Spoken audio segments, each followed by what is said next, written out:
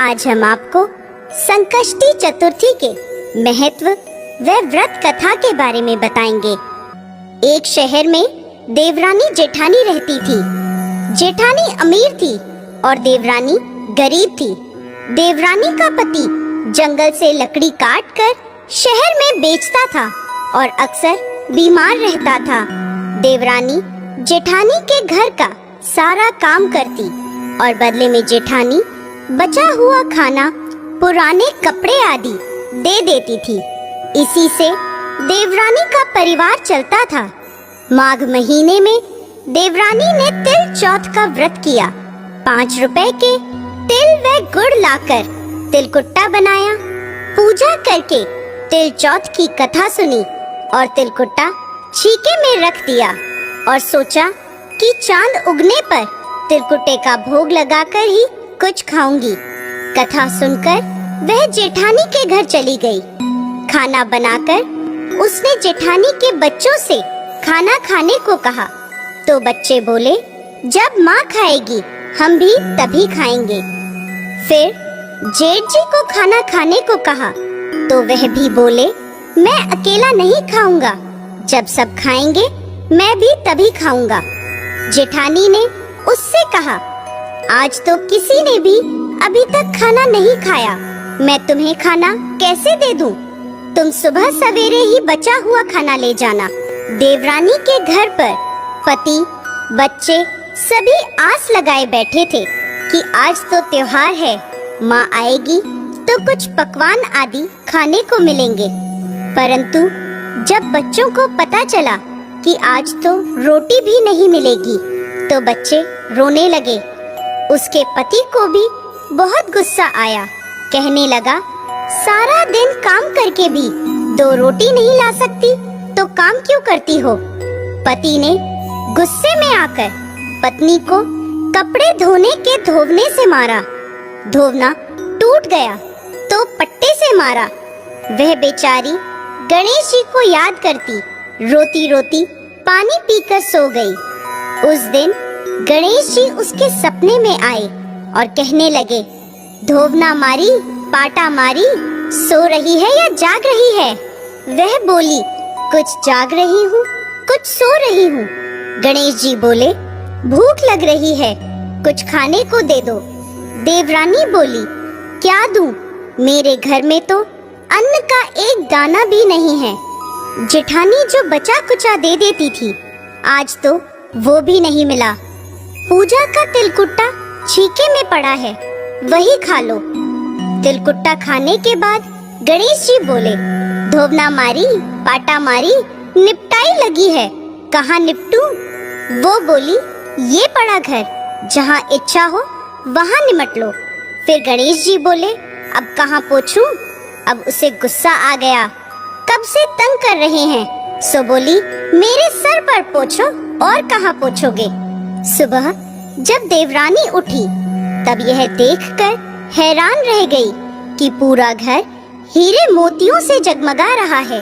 उसके माथे पर हीरे मोतियों के टीके जगमगा रहे थे। उस दिन देवरानी जेठानी के यहाँ काम करने नहीं गई। बड़ी देर तक राह देखने के बाद जेठानी ने बच्चों को चाची को बुलाने भेजा। उसने सोचा, कल खाना नहीं दिया इसलिए देवरानी बुरा मान गई है। बच्चे बुलाने गए और बोले, चाची चाची चलो, माँ ने बुलाया है, सारा काम पड़ा है। दुनिया में चाहे कोई मौका चूके या ना चूके, पर देवरानी जेठानी आपस में कहने का कोई मौका नहीं छोड़ती।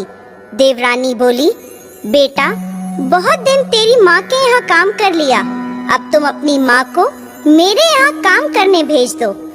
बच्चों ने घर जाकर माँ को बताया कि चाची का घर तो हीरे मोतियों से जगमगा रहा है। जेठानी दौड़ती हुई देवरानी के घर पहुंची और पूछा, यह सब कैसे हुआ? देवरानी ने उसके साथ जो कुछ हुआ वो सब कह डाला। घर लौटकर जेठानी ने अपने पति से कहा, आप मुझे धोवने और पाटे से मारो। उसका पति बोला, भली मानस, मैंने कभी भी तुम पर हाथ नहीं उठाया, मैं तुम्हें धोवने और पाटे से कैसे मार सकता हूँ। वह नहीं मानी और जिद करने लगी। मजबूरन पति को उसे मारना पड़ा। जेठानी ने ढेर सारा घी डालकर चूरमा बनाया और छीके में रखकर सो गई। रात को चौथ बिंदायत जी सपने में आए और कहने लगे, भूख लगी है, क्या खाऊं? जेठानी बोली, गणेश जी महाराज, देवरानी के यहाँ तो आपने सूखा चूटी भर तिलकुट्टा खाया था। मैंने तो मेवे डालकर घी का चूरमा बनाकर छीके में रखा है, खा लीजिए। गणेश जी बोले, कहाँ निपटूं? जेठानी बोली, उसके यहाँ तो टूटी फूटी झोपड़ी थी, मेरे यहाँ तो महल है, जहाँ चाहे निपट लें। फिर गणेश जी ने पूछा, अब पोछूं कहाँ? जेठानी बोली, उसका तो गंदा माथा है, मैंने तो चमेली का तेल लगाया है, मेरे माथे पर पोंछ लो। धन की लोभी जेठानी सुबह जल्दी उठ गई। सोचा घर हीरे मोतियों से भरा होगा, पर देखा तो पूरे घर में गंदगी फैली थी, तेज बदबू आ रही थी। उसके सिर पर गंदगी लगी थी। उसने कहा, हे गणेश जी महाराज, ये आपने क्या किया? मुझसे रूठे और देवरानी पर टूटे। जेठानी ने सफाई करने की बहुत कोशिश करी, परंतु गंदगी और ज्यादा फैलती गई। जेठानी के पति को मालूम चला तो वह भी बहुत गुस्सा हुआ और बोला, तेरे पास सब कुछ था, फिर भी तेरा मन नहीं भरा, देख तेरे लालच का नतीजा। परेशान होकर जेठानी गणेश जी से विनती करने लगी, माफी मांगने लगी। गणेश जी ने कहा, देवरानी से जलने के कारण और धन के लोभ से तूने जो किया, यह उसी का नतीजा है। इस प्रकार जेठानी को सबक सिखाते हुए गणेश जी ने अपनी माया समेट ली। हे गणेश जी महाराज, जैसे देवरानी पर कृपा करी, वैसे सब पर करना।